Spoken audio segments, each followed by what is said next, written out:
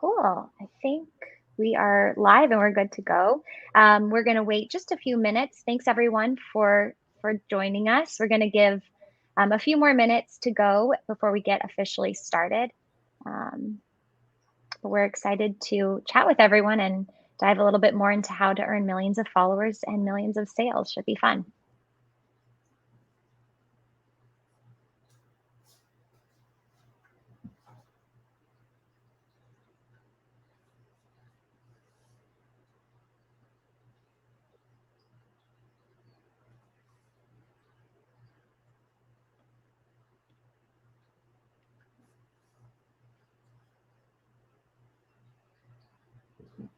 All right, we're going to go ahead and get started. Hi, everyone, and thanks so much for joining. My name is Taylor, and I am joined today by Deirdre. She's joining us from Pura Vida. If you're not familiar with Pura Vida, we'll definitely share more about the brand. But Deirdre is the Director of Acquisition, and today she's going to be going into the topic brand building on social media, and more specifically, how Pura Vida was able to earn millions of followers and how that attributed to millions of sales. So Deirdre, welcome, and thanks so much for joining us today.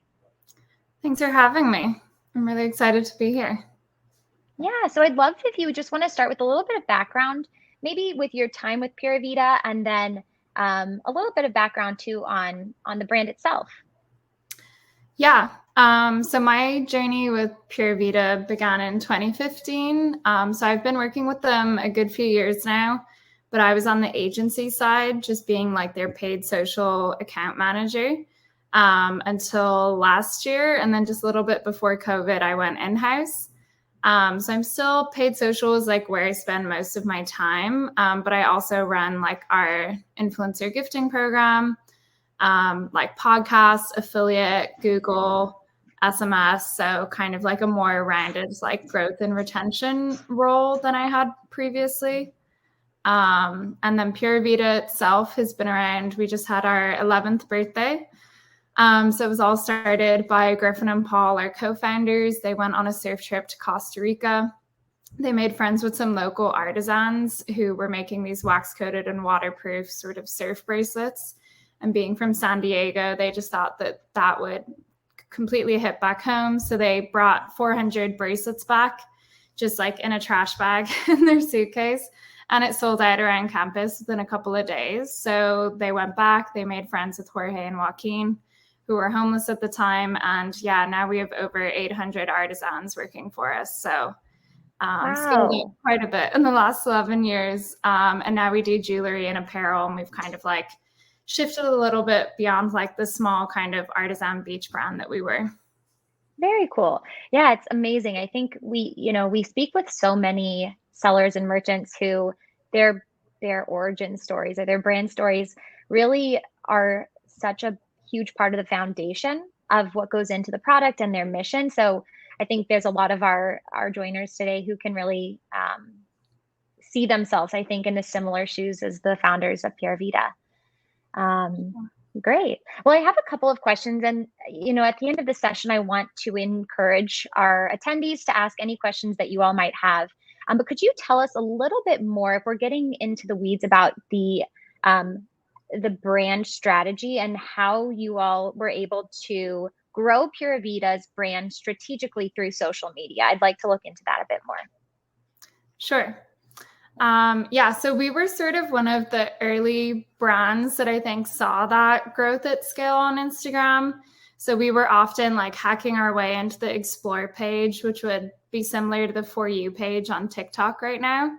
But yeah, we were kind of one of the first to leverage a wealth of like micro influencers to build an army of brand ambassadors, and then just to be driving and like utilizing a ton of user generated content.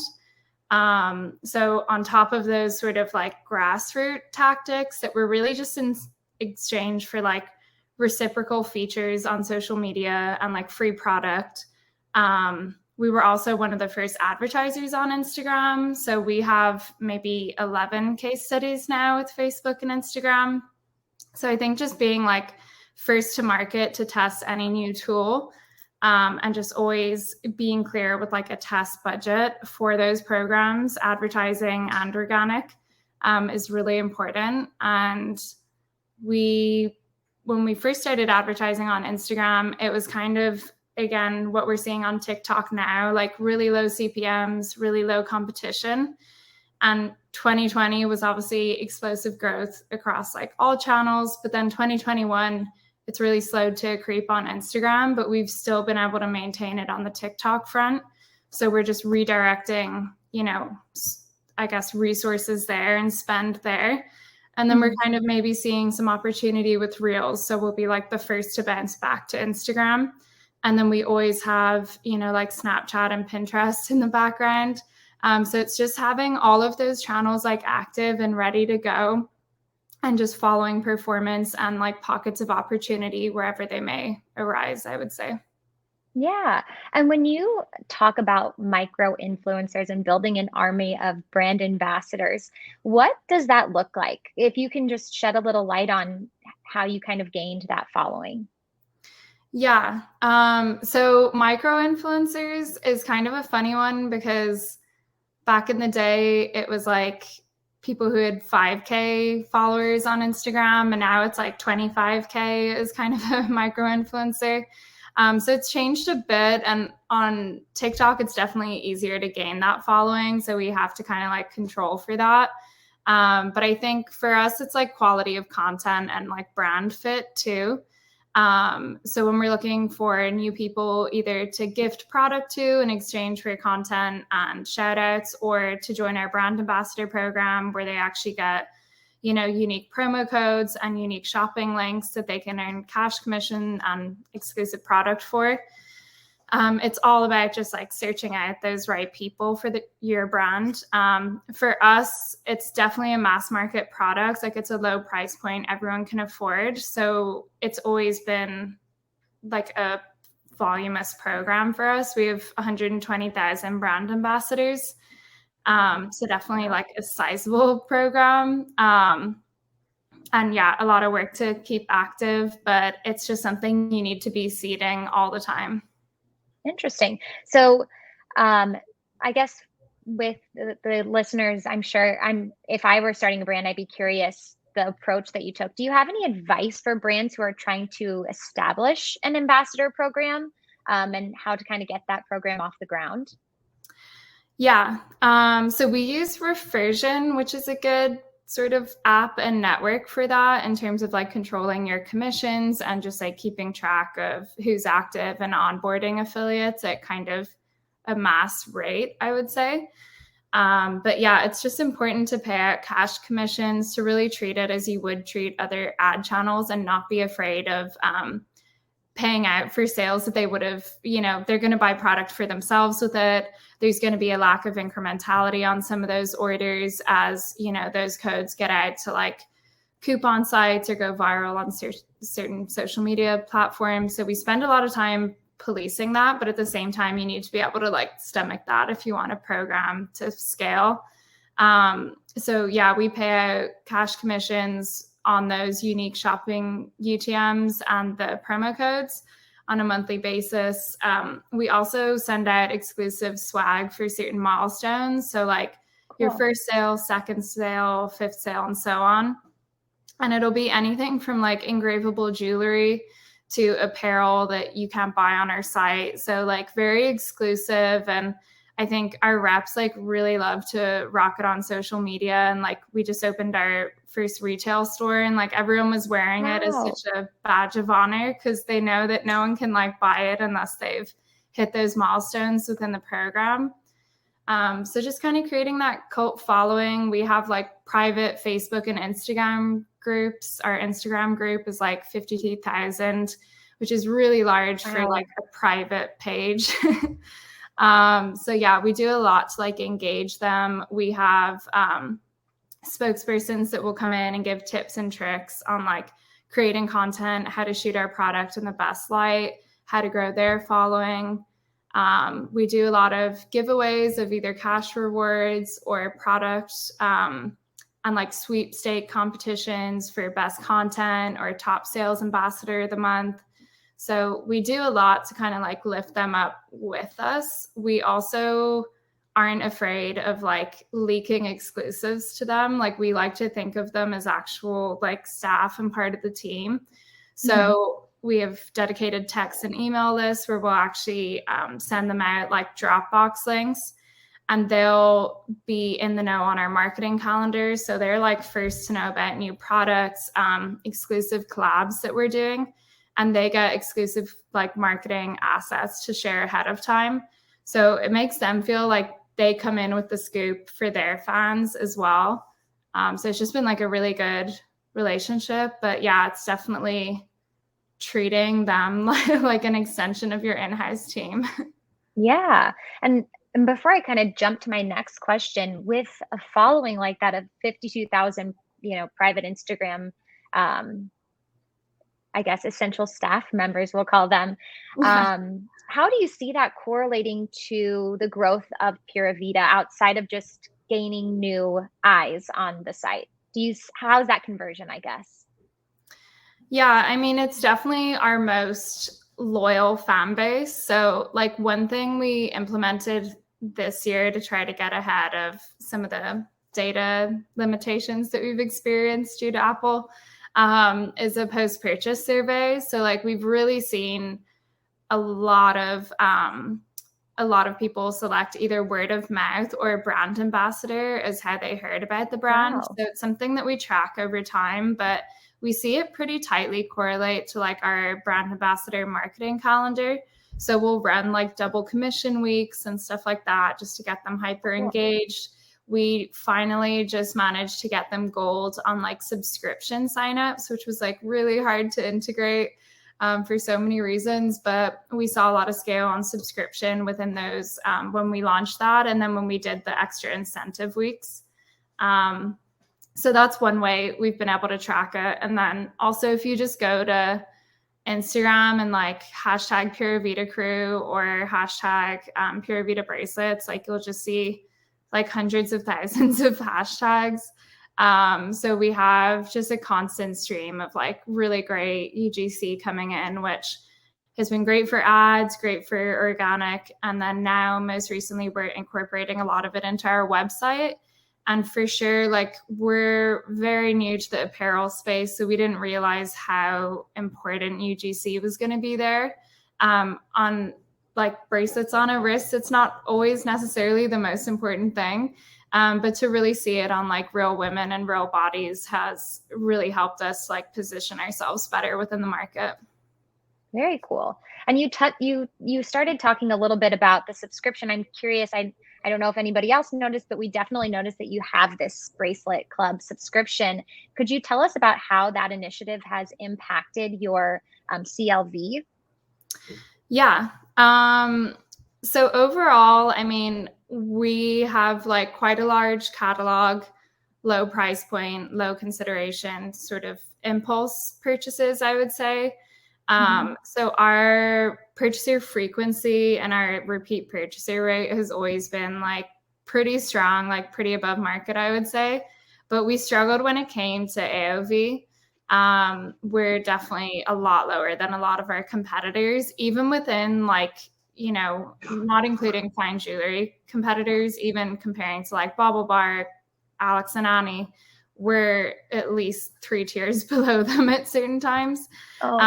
So we're trying to figure out a way to not raise prices on our customers, but also not be doing like 6,000 orders a day and then still like scraping by.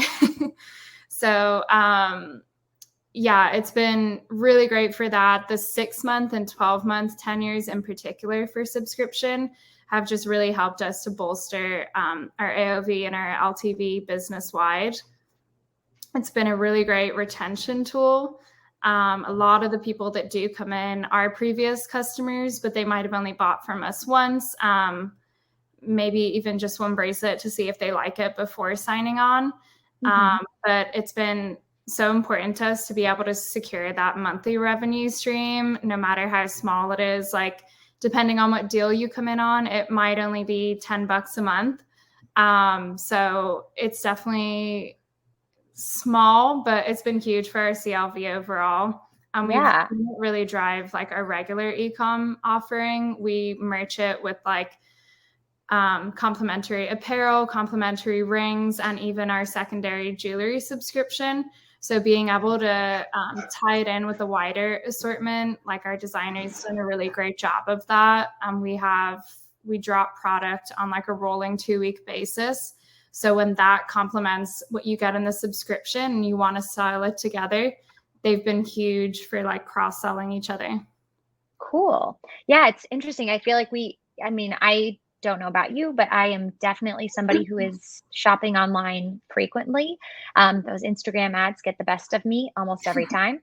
And I see so many options to opt into a subscription, but most of the times it's, supplements or things that I'm going to need on a regular basis. I have a 1-year-old, so like diapers, obviously I'm on that subscription. So I think what a brilliant idea to have a jewelry subscription, because who doesn't want to be like pleasantly surprised by a new bracelet every so often? And what an amazing way to keep that lifetime commitment to your brand. That's great.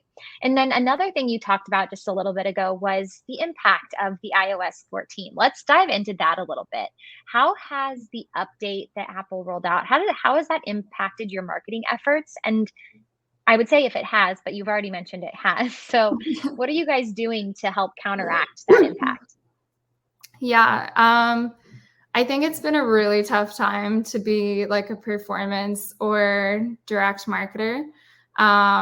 So yeah, we've really struggled with it. We've kind of seen a gradual decline. It took quite a while for like our retargeting audiences to actually filter those people out. Like it kind of goes like days 1 through 180 on the pixel on some of those Facebook ones. So we had no idea how big it would really be, but now it's kind of obviously the landscape has shifted a lot. So starting pretty early in 2021, we kind of refocused on some of these retention channels. We really want to grow out our first party marketing and data. So we've been doing SMS for probably 2.5 years now. But it's already overtaken email after, email had almost like a decade-long head start. So it's been really exciting just to see it scale super, super quickly. And it's one of the few channels that's completely resilient for now from Apple. We've started to see like early warning signs with the iOS 15 changes for email. So even more so, we're just like doubling down on SMS. And aside from that, it's kind of made those channels more important, like the brand ambassadors and the influencer programs that sort of thrive in a more independent way on Instagram. So they're not as subject to like the volatile ads auction or self-serve or algorithmic sort of targeting tools. So we've really doubled down on growing those and engaging with those programs. And I think that's helped like us to navigate some of it. And then it for sure helps that we have a broad appeal. So we don't need super niche targeting. I have worked on a lot of clients in the past that were more maybe luxury items, high ticket items, lower sales volume, and much more qualified prospects needed. And for those, it's been a bit more of like a windfall for sure. Okay, interesting. Cool. Well, I think we're doing pretty good on time. I noticed some questions coming in, so I want to make sure we have a chance to look at those. But just kind of talking about the ever evolving space, even with all of the new updates that are rolling out, how do you all stay relevant in such a quickly evolving digital landscape? It sounds like you're kind of at the front line of a lot of the things that you've talked about today. And I'm just curious, how do you continue to do that? And what does that look like as we continue to evolve? Yeah. So we're pretty quick to hop on things, I think. I would definitely say we've been pretty innovative in the past, just with collabs that we've done, as well as sort of trends and such. So we partnered with Charlie D'Amelio last year. Or I guess we signed the contract last year. So pre-COVID, she was still one of the most followed people on Instagram, but hadn't quite, or on TikTok, but hadn't quite hit the stratospheric status she is now. And then this year we finally released our bracelet pack with her. So that was a really strong collab for us. Another one that comes to mind is Madison Bailey, which we just did in August. So if you watch like Outer Banks, I think maybe not on this call, but among our fan base, it's pretty popular. You would know her as like Kiara.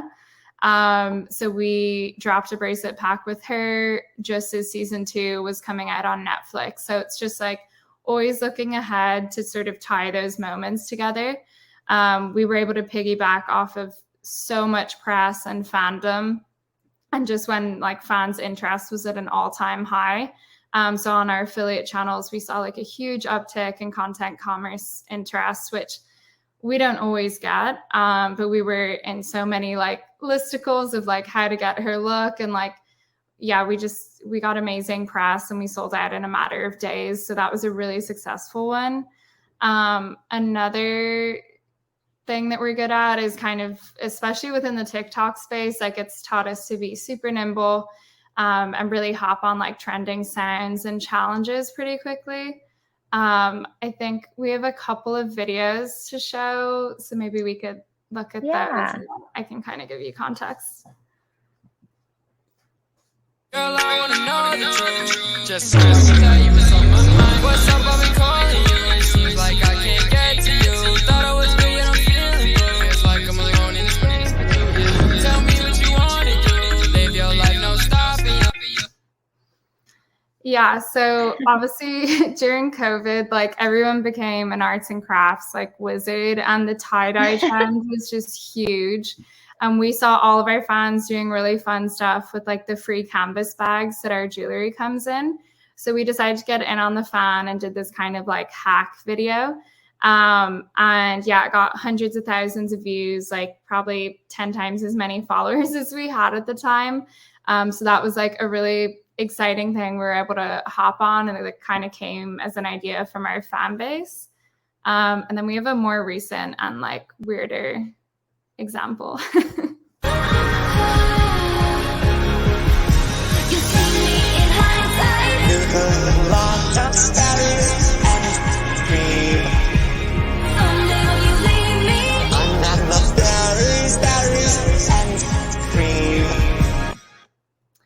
So if you're on TikTok, you might have seen this berries and cream trend pop up, but it's basically a Starburst commercial from 2007 that I think went viral a good few times over the years just for being so weird. It had like this little loud character in it.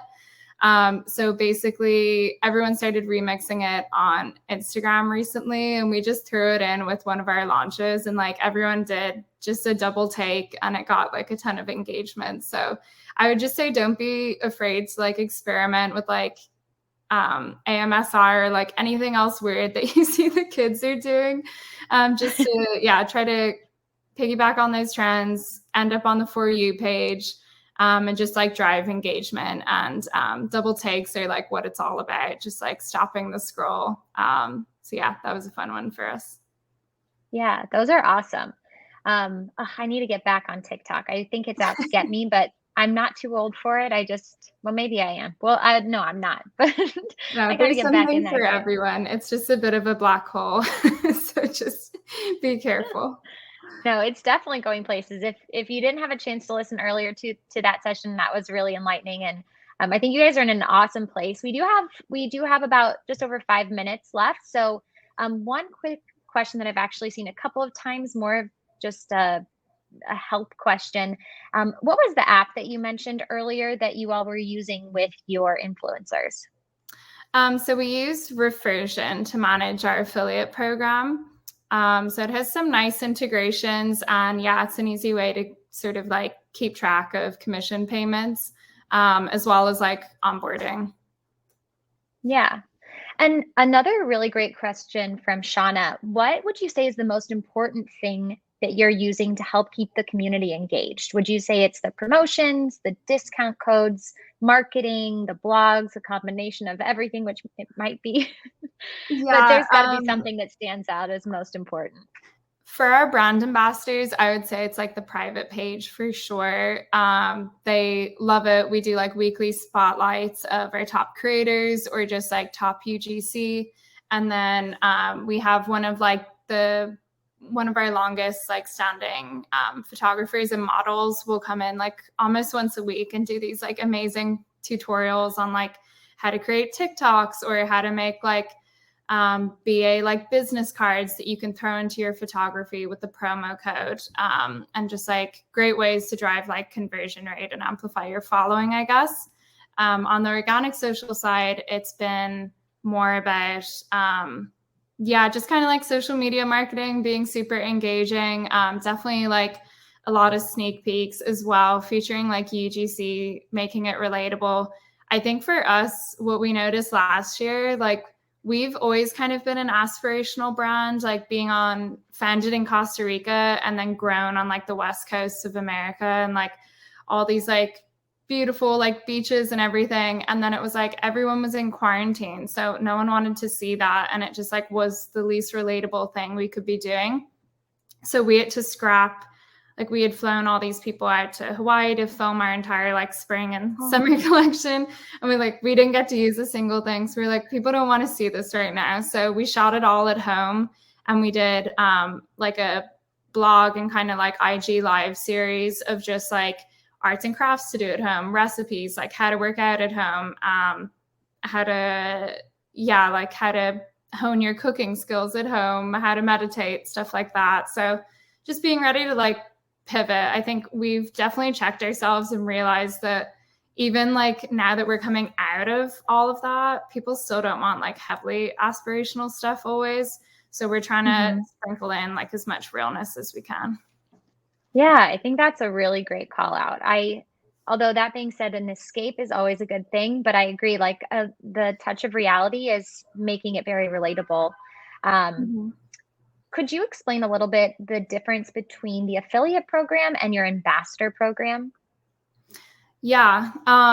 So our affiliate program doesn't really have that many individuals in it. It's a lot of like content commerce partners, a lot of sort of media publishers that use skim links, a lot of coupon sites, and then like more heavy duty bloggers that are very experienced with how like affiliate links work, writing long form content, dealing with like a bunch of brands on a regular basis and like editorializing and merching their products. So it's like a more professional version. But most individual people that come to us don't want to deal with like share a sale or anything like that. Like they don't have to do anything on Reversion, which is an ambassador program. That's all behind the scenes for us. They just get a promo code and a link and they just see the rewards and the commission stack up and get paid out on a regular basis. So there's like no learning curve really. And it's definitely, we'll have like our most active demo would be 18 to 24-year-olds on the brand ambassador program. And then when you would look at our affiliate program, it would be like 40 and above, sometimes like fashion editors in their 30s. But it's like a lot of like more sophisticated mom bloggers who do this as a career. And then there's bigger sites. So it's like kind of like the big leagues of the ambassador program, I would say. Yeah. Awesome. Great. Well, I think for those asking, this session was recorded, so we will be sending it out after. And Deirdre, do you mind just sorry, have guys, it in the recording? I have the Irish accent, and I'm seeing a lot of people are like, I don't know what you're saying. Okay, I just sent it there. Yeah, so Refersion. But that definitely sounds like a tool that no matter the size of the brand, this seems like a tool that's applicable to any sort of brand, whether they're just starting out or, they have millions and millions of followers like Pura Vida. Yes, for sure.